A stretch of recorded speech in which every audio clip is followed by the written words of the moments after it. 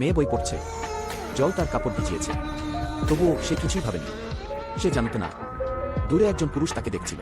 একজন পুরুষ যিনি দ্বিধাগ্রস্ত ছিলেন, অবশেষে স্থির করলেন মেয়েটি যা করুক না কেন তিনি থাকবেন। সে তার পাশ দিয়ে হাঁটছিল কিন্তু কিছুই অনুভব করেনি। পুরুষটি মেয়েটির উদাসীনতায় আনন্দ খুঁজে পেয়েছিল। সে লিভিং রুমে প্রবেশ করে এবং ললিতাকে ফ্রিজের সামনে আইসক্রিম চুরি করতে দেখে। পুরুষটি দৃশ্যের উপর দৃষ্টি নিবদ্ধ করেছিল এবং তিনি চোখ ফেরাতে পারলেন না। তিনি মেজেটির এবং তার মায়ের সাথে ভালো সম্পর্ক গড়ে তুলেছিলেন।